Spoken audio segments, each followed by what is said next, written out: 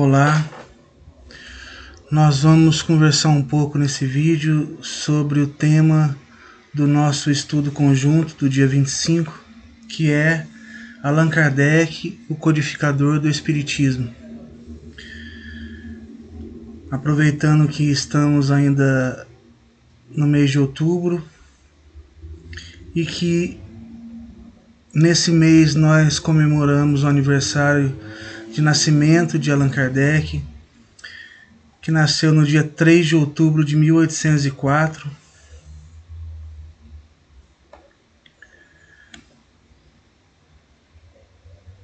Quando nós falamos codificador, nós queremos dizer organizador, sistematizador, né? Que foi a função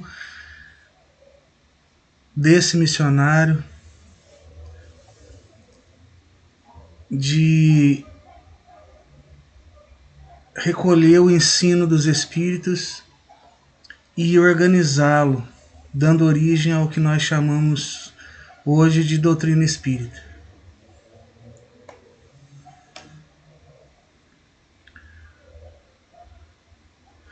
E o nosso objetivo, ao abordarmos esse assunto, é nós notarmos o quanto foi planejada a encarnação de Allan Kardec, tanto no seu contexto geral, quanto nos detalhes, na profissão que ele exerceu durante a sua vida, tudo colaborando para que ele tivesse êxito na sua missão. E que a gente também conclua que também as nossas existências foram planejadas, mesmo que elas não tenham, como no caso de Kardec, desdobramentos tão diretos na evolução da humanidade, mas a nossa existência foi planejada no sentido de também nós termos êxito na nossa missão, que se não é uma missão coletiva, nesse caso é uma missão que terá desdobramentos na nossa própria educação como espíritos, no nosso progresso, e também das pessoas que nós programamos de encontrarmos aqui nessa existência. E quando nós falamos de doutrina espírita, nós lembramos que também esses grandes fatos na história da humanidade também são frutos de um planejamento, né, do Cristo enquanto governador espiritual do nosso planeta, secundado pelos seus ministros, entre aspas, aqueles espíritos que fazem parte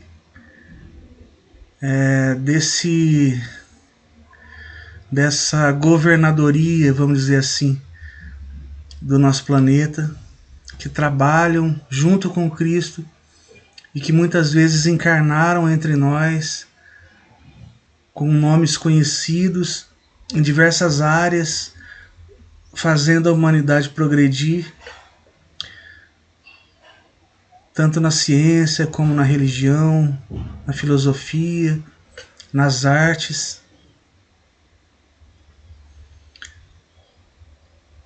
Muitas vezes nós vamos ouvir dizer da doutrina espírita o Consolador prometido, né? Isso vem daqui. Quando nós lemos os capítulos 14, 15, 16 de João, do Evangelho de João, lá no Novo Testamento, nós vamos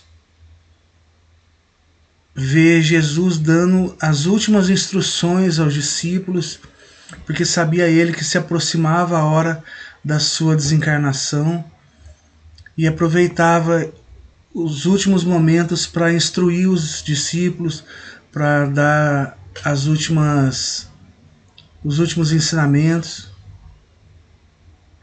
Então lá no capítulo 14 de João, nós vamos ver Jesus dizendo assim, ó: se me amardes, observareis os meus mandamentos. E eu rogarei ao Pai, e ele vos dará outro Paracleto, a fim de que esteja convosco para sempre. O Espírito da verdade, que o mundo não pode receber, porque não o contemplou nem o conhece. Vós o conheceis, porque permanece junto de vós e estará entre vós. Não vos deixarei órfãos, venho para vós.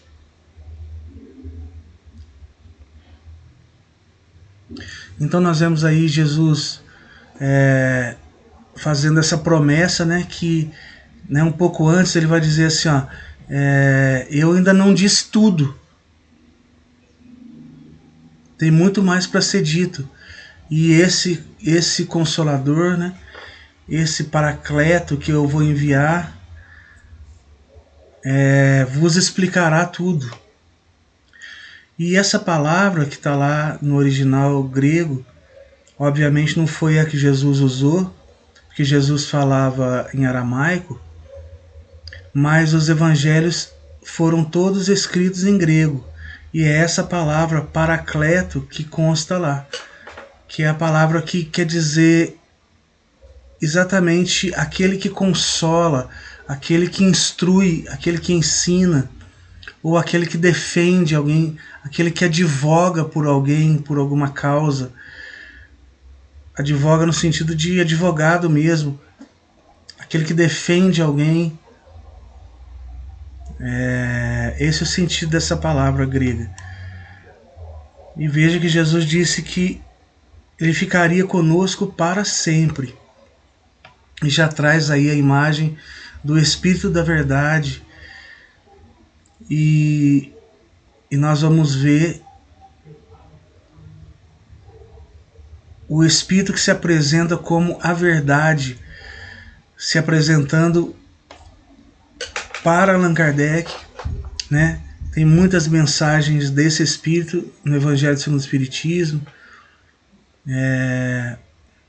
Muitos vão dizer que é o próprio Cristo, porque vai ter mensagens lá que ele vai falar assim: volto às ovelhas perdidas da casa de Israel, como outrora, né? Uma linguagem muito como se fosse o próprio Jesus, né? Se não for o próprio Cristo, é um Espírito que fala em seu nome, né? Que tem autoridade moral suficiente para falar em nome de Jesus.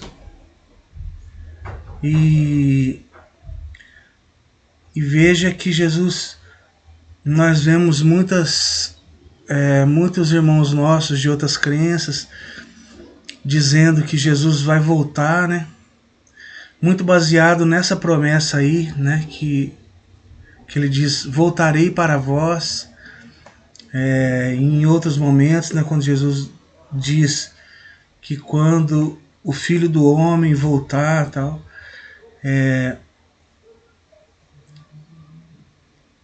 para a doutrina espírita, Jesus já voltou. É a própria doutrina espírita. Daí, muitas vezes nós ouvimos falar da doutrina espírita como o cristianismo redivivo, ou seja, renascido. Jesus de volta, né?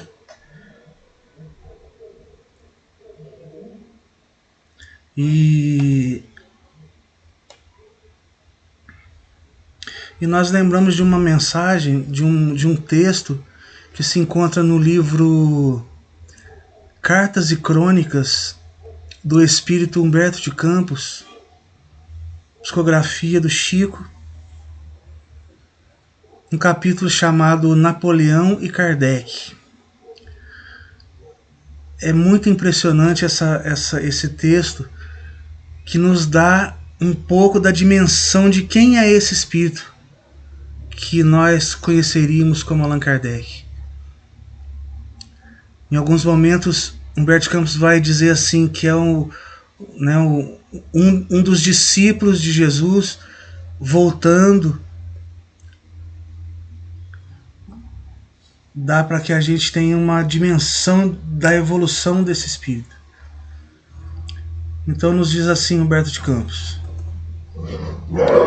logo após o 18 Brumário, 9 de novembro de 1799, quando Napoleão se fizera o primeiro cônsul da República Francesa, reuniu-se na noite de 31 de dezembro de 1799, no coração da latinidade, nas esferas superiores, grande assembleia de espíritos sábios e benevolentes para marcarem a entrada significativa do novo século. Antigas personalidades de Roma imperial, pontífices e guerreiros das Gálias, figuras notáveis da Espanha, ali se congregavam à espera do expressivo acontecimento. Legiões dos Césares, com os seus estandartes, falanges de batalhadores do mundo gaulês e grupos de pioneiros da evolução hispânica, associados a múltiplos representantes das Américas, guardavam linhas simbólicas de posição de destaque. Mas não somente os latinos se faziam representados no grande conclave.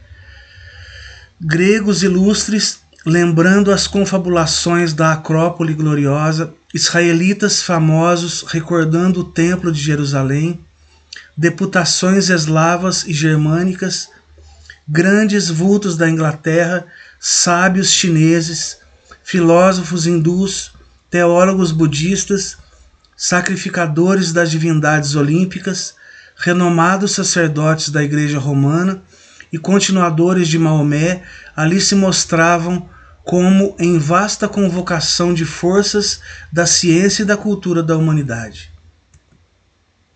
No concerto das brilhantes delegações que aí formavam, com toda a sua fulguração representativa, surgiam espíritos de velhos batalhadores do progresso que voltariam à liça carnal ou que a seguiriam de perto para o combate à ignorância e à miséria, na laboriosa preparação da nova era da fraternidade e da luz.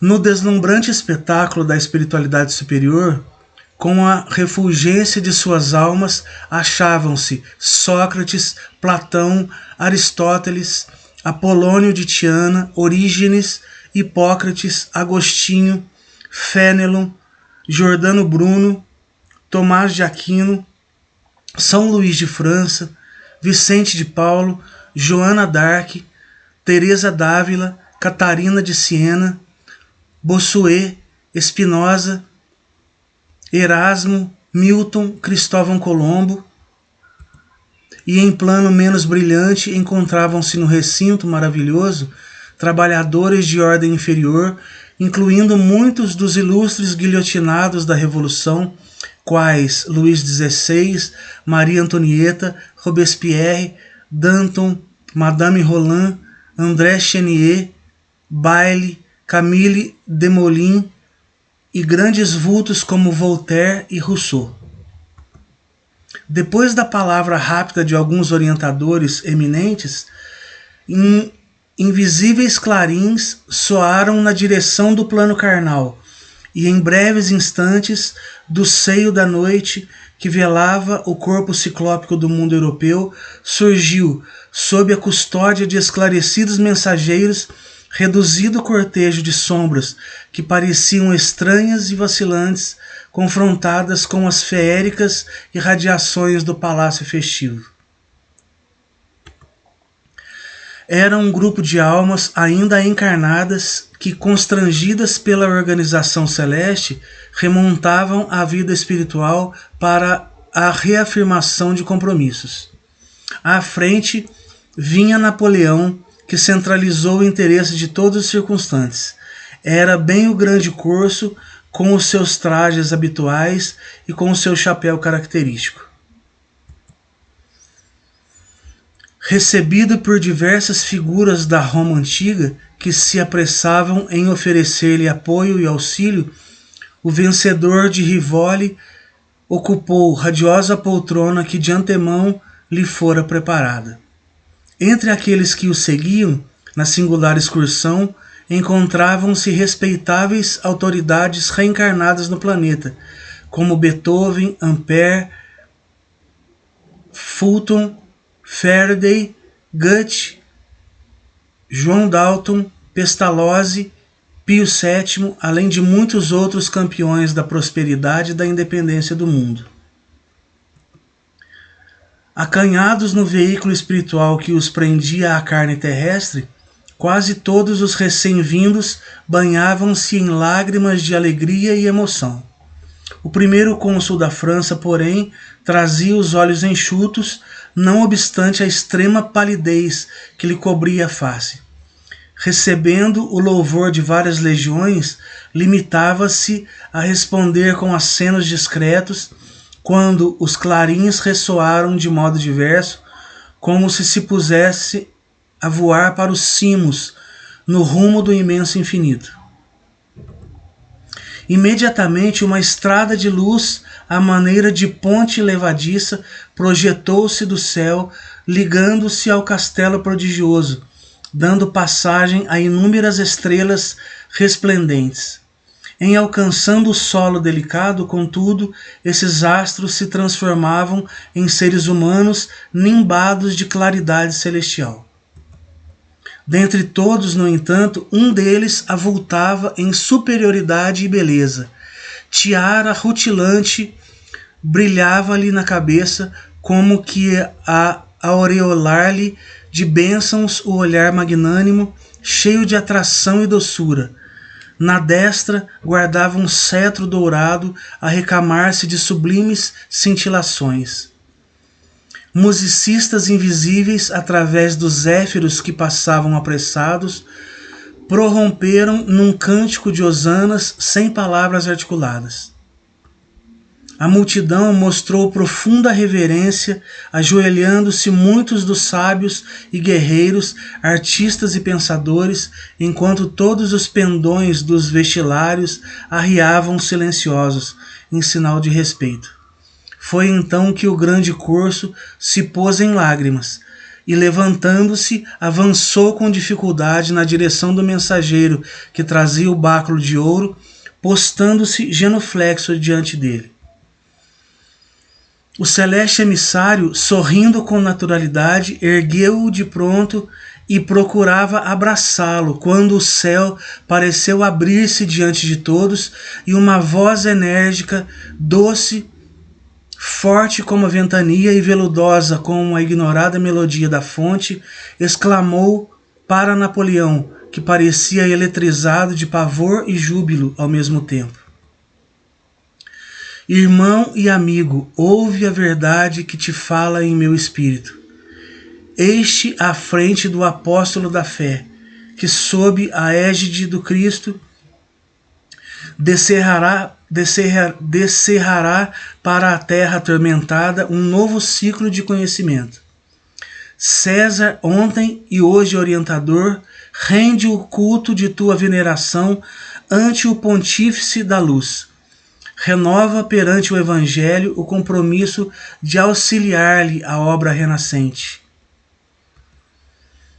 Aqui se congregam conosco lidadores de todas as épocas, patriotas de Roma e das Gálias, generais e soldados que te acompanharam nos conflitos da Farsália e de Tápso e de Munda, remanescentes das batalhas de Gergóvia e de Alésia, aqui te surpreendem com simpatia e expectação.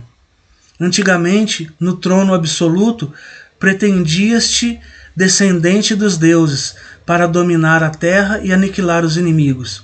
Agora, porém, o Supremo Senhor concedeu-te por berço uma ilha perdida no mar, para que te não esqueças da pequenez humana,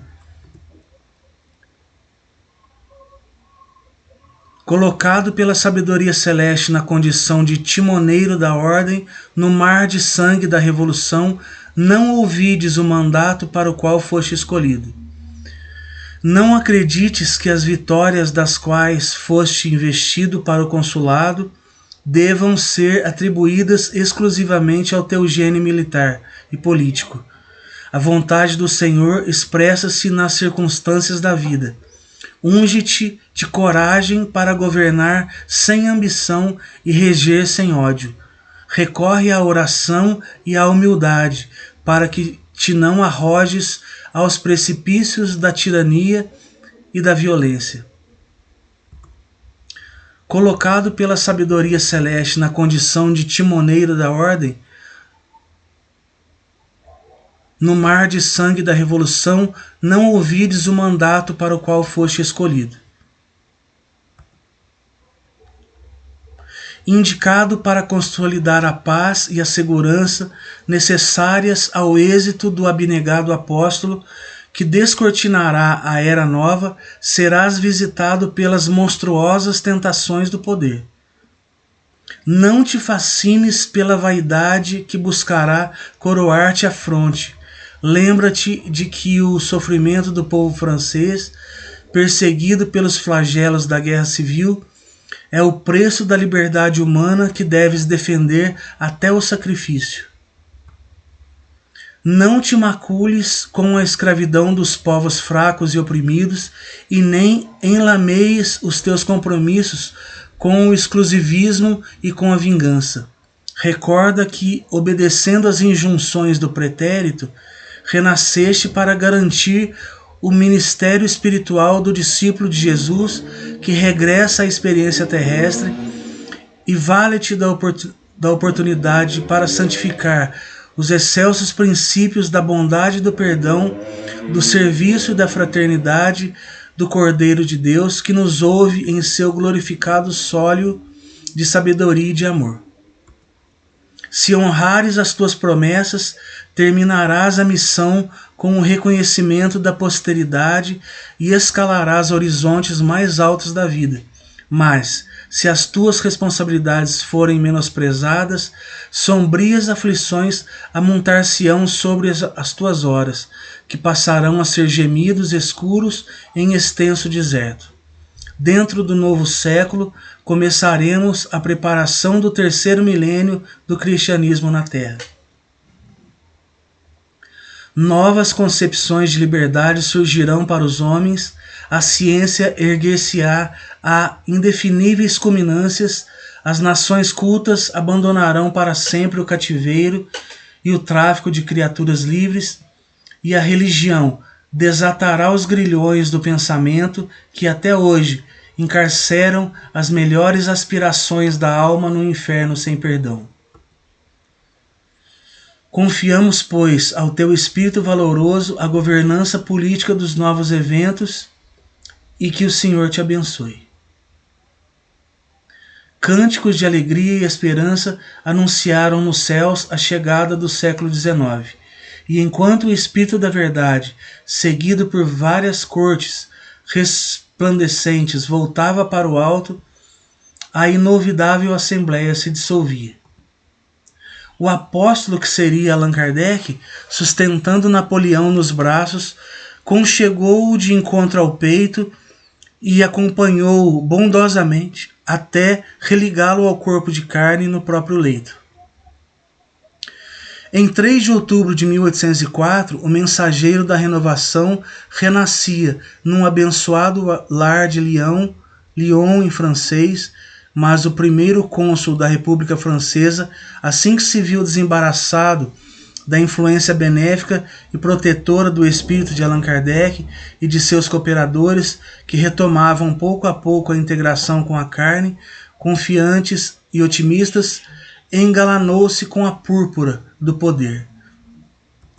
Napoleão, contudo, convertendo celestes concessões em aventuras sanguinolentas, foi apressadamente situado, por determinação do alto, na solidão curativa de Santa Helena, onde esperou a morte, enquanto Allan Kardec, apagando a própria grandeza na humildade de um mestre-escola, muita vez atormentado e desiludido como simples homem do povo, deu integral cumprimento à divina missão que trazia à Terra, inaugurando a era espírita cristã que gradativamente será considerada em todos os quadrantes do orbe como a sublime renascença da luz para o mundo inteiro.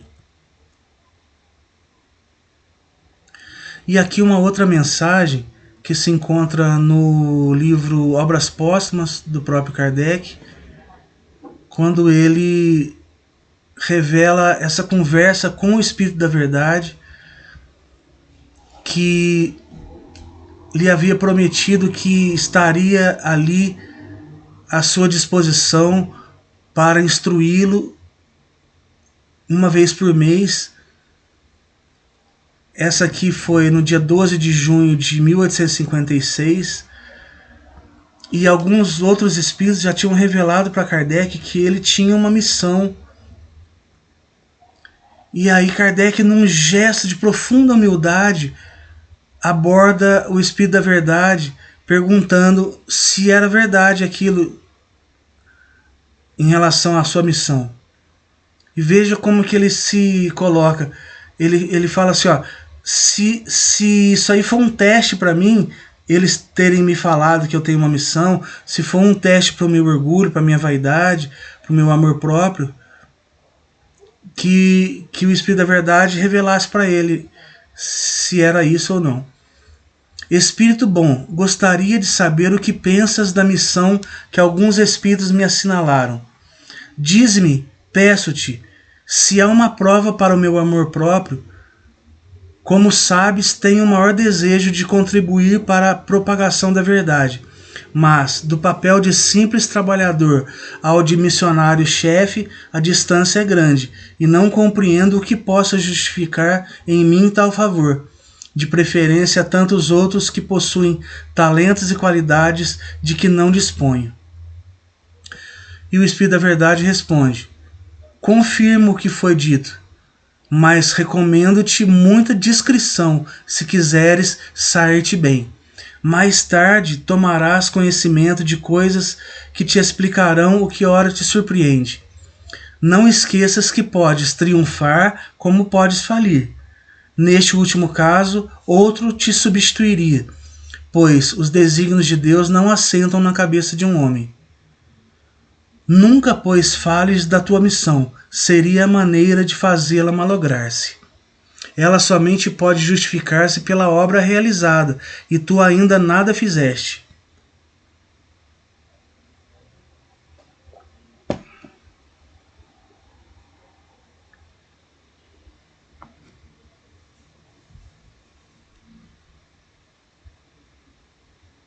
Se a cumprires, os homens saberão reconhecer.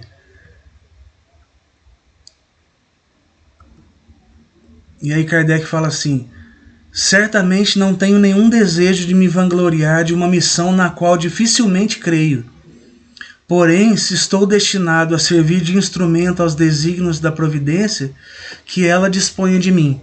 Nesse caso, reclamo a tua assistência e a dos espíritos bons, no sentido de me ajudarem e ampararem na minha tarefa.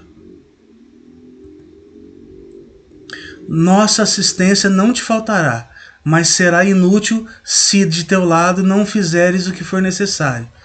Tens o livre-arbítrio, do qual podes usar como o entenderes. Nenhum homem é constrangido fatalmente a fazer coisa alguma. E aí, tendo sido revelado para ele, né, que ele poderia ter êxito nessa missão ou fracassar, Kardec pergunta: o que poderia determinar o meu fracasso? Seria a insuficiência das minhas aptidões? E o Espírito da Verdade responde: não, mas a missão dos reformadores é cheia de escolhos e perigos. Previno-te de que a tua é rude, visto que se trata de abalar e transformar o mundo inteiro. Não suponhas que te baste publicar 1 livro, 2 livros, 10 livros, para em seguida ficares tranquilamente em casa. Tens que expor a tua pessoa, suscitarás contra ti ódios terríveis, inimigos obstinados se conjurarão para a tua perda, serás alvo da malevolência, da calúnia e da traição mesma dos que te parecerão os mais dedicados. as tuas melhores instruções serão desprezadas e falseadas. Por mais de uma vez sucumbirás sob o peso da fadiga. Numa palavra, terás de sustentar uma luta quase contínua com sacrifício do teu repouso, da tua tranquilidade, da tua saúde e até da tua vida, pois sem isso viverias muito mais tempo. Então veja o Espírito da Verdade revelando a Kardec que ele, para cumprir essa missão, deveria ser uma espécie de mártir, de doar a própria vida, né, com muito esforço, o que geraria inclusive a sua desencarnação, né, de tanto trabalho, de tanta dedicação, porque se não fosse isso ele viveria mais tempo.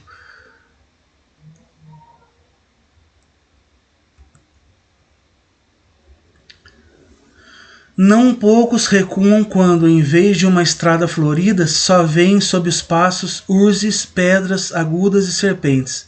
Para tais missões não basta a inteligência. Para agradar a Deus é preciso, antes de tudo, humildade, modéstia e desinteresse, visto que ele abate os orgulhosos, os presunçosos e os ambiciosos. Para lutar contra os homens são indispensáveis coragem, perseverança e inabalável firmeza. Também são necessários prudência e tato, a fim de conduzir as coisas de modo conveniente e não lhes comprometer o sucesso com palavras ou medidas intempestivas. Exigem-se, por fim, devotamento, abnegação e disposição a todos os sacrifícios. Como vês, a tua missão está subordinada a condições que dependem de ti.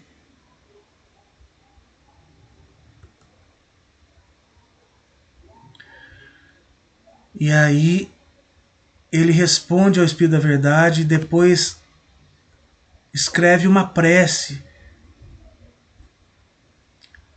Espírito Verdade, agradeço os teus sábios conselhos, aceito tudo sem restrição e sem ideia preconcebida.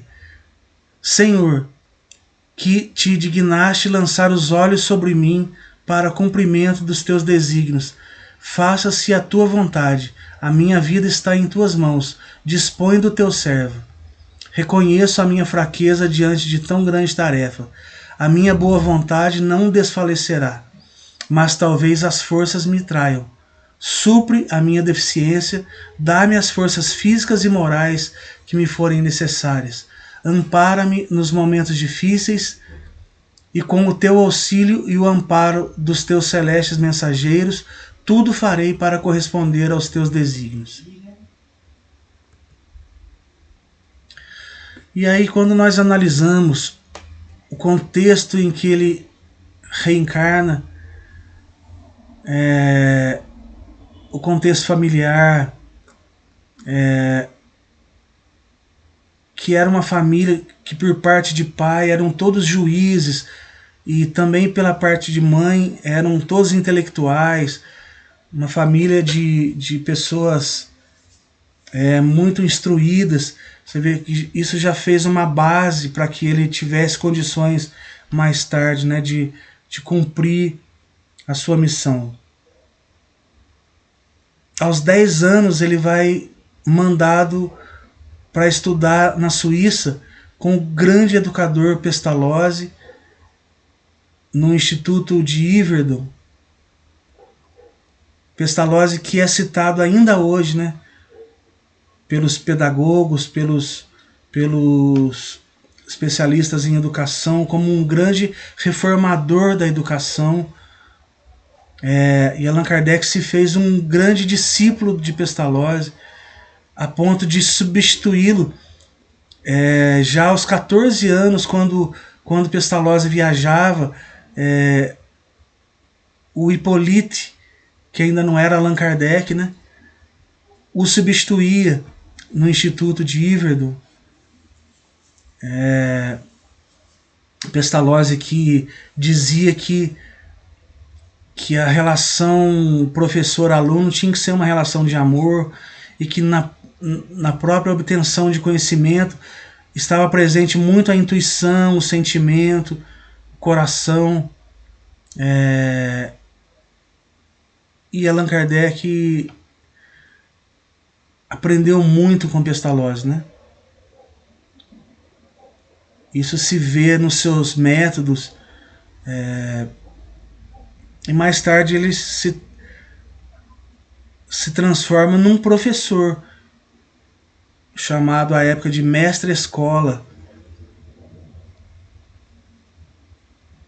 Então nós notamos que se esse homem tivesse tido outra profissão, se fosse especialista em outra coisa,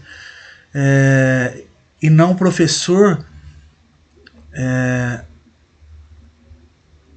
teria sido menos eficaz todo esse preparo para que ele desempenhasse a contento a sua missão. No livro Para Entender Allan Kardec, a nossa companheira Dora Encontre diz assim: talvez se Kardec tivesse sido um cientista apenas, poderia ter restringido a sua abordagem do espiritismo ao aspecto fenomênico. Se tivesse sido um filósofo especializado, poderia ter se embrenhado em especulações remotas com linguagem de difícil acesso. E se tivesse sido um religioso profissional, poderia ter fundado uma nova igreja. Como educador, no entanto, tinha a acuidade psicológica de quem entende profundamente o espírito humano e, ao mesmo tempo, não perdia a conexão prática com a realidade, tendo como fim último o aperfeiçoamento da humanidade. E ainda tinha a linguagem própria da didática para saber como chegar ao ser humano e se fazer entendido, tocando a alma e satisfazendo a razão.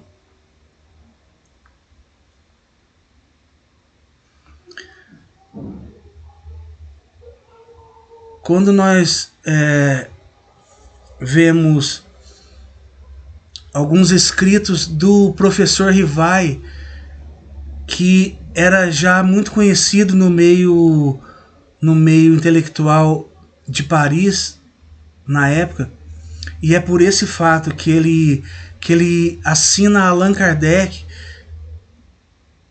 nome que a espiritualidade lhe revelou ter sido um nome de uma encarnação passada sua, quando ele foi um druida chamado Allan Kardec. Ele já tinha vários livros publicados como Rivai, e já era conhecido, né, com muitas traduções, e ele entende que seria bom ele assinar os livros espíritas com um pseudônimo, não com o mesmo nome que ele assinava os outros livros dele, em sua maioria livros sobre educação, sobre pedagogia. Tem até um livro chamado Textos Pedagógicos, no qual ele diz assim, o professor Rivai diz assim: a missão da minha vida é a educação. Aí nós vamos dizer assim, é porque ele era professor, mas intuitivamente já sabia, né, já previa que também no espiritismo, que ele conheceria mais tarde, os fenômenos espíritas, que ele chamaria atenção, também era uma missão de educação, né? Para nós, a doutrina espírita é eminentemente educativa, né? Nos convida a um processo de autoeducação.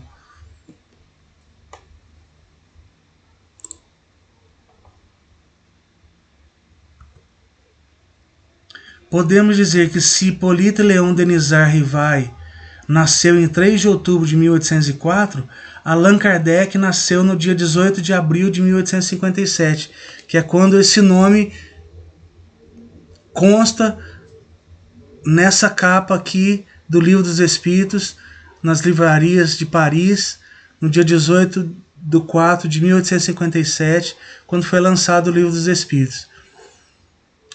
Era um nome desconhecido até então, Allan Kardec, e ele assina esses livros como Allan Kardec. Então esse nome vem à tona no dia 18 de abril de 1857.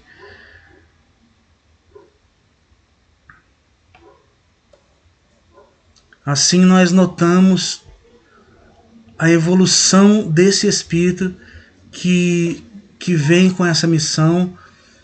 Era um dos integrantes da pleiade do Espírito da Verdade, que tinha a incumbência de trazer o Espiritismo, né? Como Humberto de Campos diz lá na mensagem, prepararia o terceiro milênio do cristianismo na Terra, trazendo Jesus de volta, né? O cristianismo renascido, redivivo,